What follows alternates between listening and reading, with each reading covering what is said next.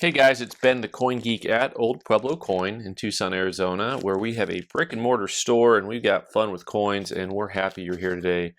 And today I have a kind of compare and contrast with some really big time silver, and we're going to show some stuff off here that it's private issue, mint issue, old and new.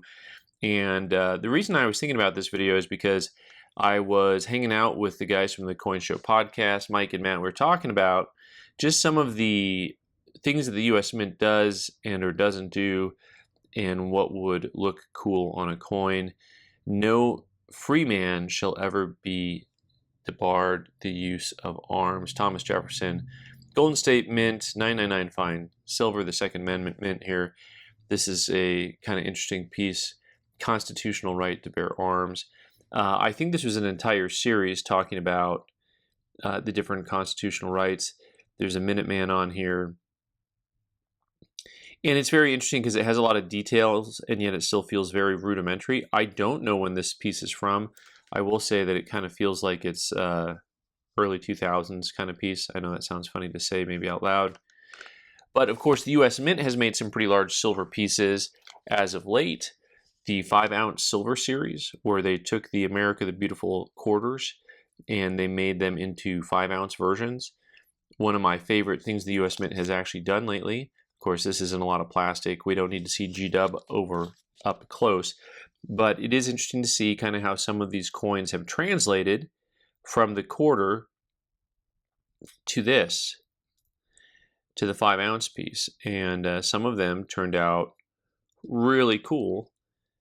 This is the Great Basin, Nevada. Bombay Hook, Delaware.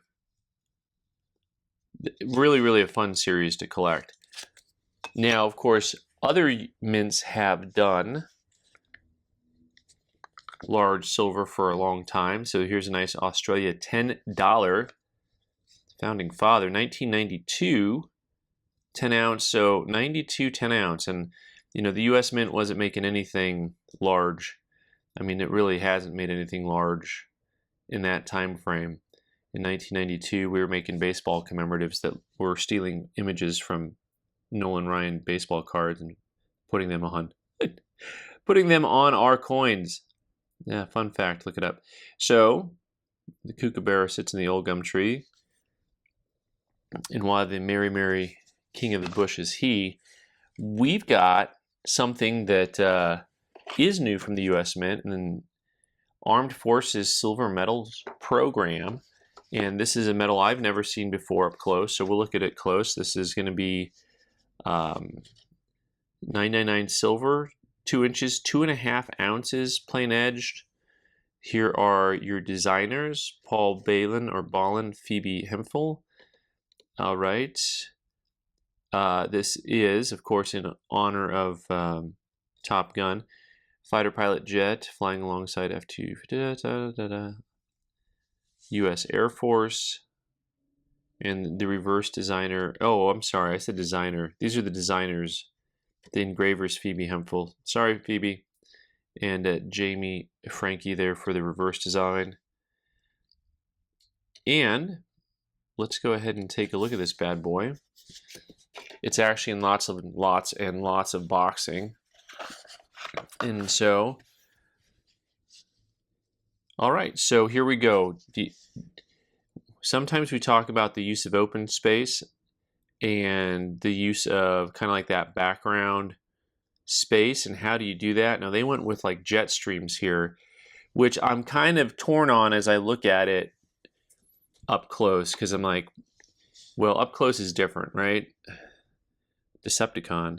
So I think that what you're seeing here, U.S. Air Force, is kind of a cool look up close. You can see the amount of detail that they can get in here with the modern minting process and engraving process.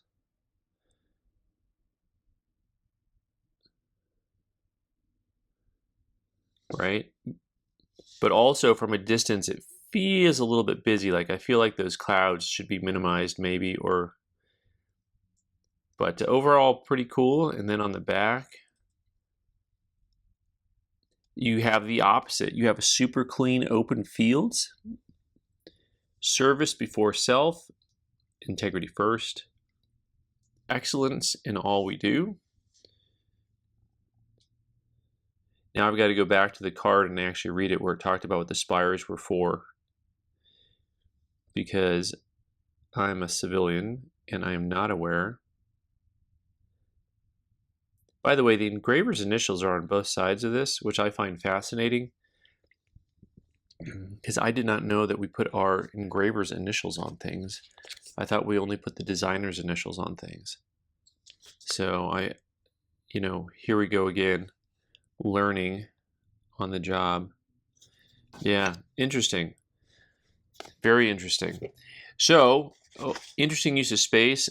These products you can get, I mean, the U.S. Mint's been putting out the 2.5 ounce pieces for a bit.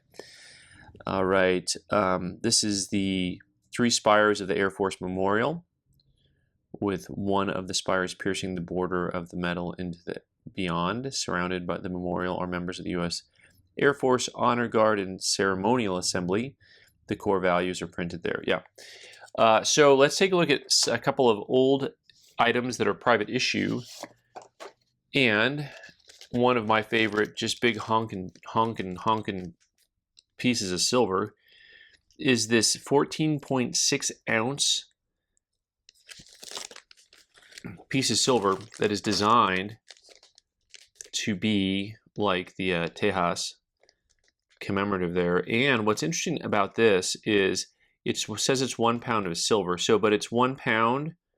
I don't know what the math is. It's 1 pound avoirdupois instead of 1 pound troy, which is why it's 14.6 ounces. A pound of troy silver would be 12 troy ounces. And you'll have to watch a video on troy versus avoirdupois. So pretty cool piece overall. And then last but not least, let's go back in history a little bit with something that has a design from the here we go, Commercial Tercentenary of New York, 1614 to 1914. And you've got a very, very different looking metal here. Love, of course, kind of the rustic look. This appears to represent plenty, I'd imagine, anytime you see something that has a harvest. We've got some pilgrim action going on here. Looks like he's got a one-way treaty there, and then we've got Native Americans over here, and a lot of unloading, docking, and boat action going on that side of the metal. And the back side of the metal, William C. Breed. That has got to be a beaver. Look at that. Unless it's an otter. And then, I'll go back to just being a numismatist and not worrying about understanding the different species of animals that exist. So this would be a crest, a seal, a city front, a more modern look. From 1914, there's a big old boat. From 1914. In this metal, I believe, I think it's marked on the edge here. Possible. Maybe I'm wrong. Maybe got to pay attention to the third side of the coin. Or it's not on the third side of the coin, and we're just going round and round. Now I got to see where it was actually marked here, because my understanding was that this metal is by a company that's a little bit well known here. There it is, Tiffany & Co. So what's fun is that Tiffany & Company engraved silver medals. All right, guys, let me know what you think about some of these silver medals out there. Commemorative issues of all different types, kinds, flavors. Let me know if you collect any of them. Thanks so much for watching. I'm Ben the Coin Geek. You can subscribe by clicking on the owl button in the corner and watch more videos on the right side of the screen.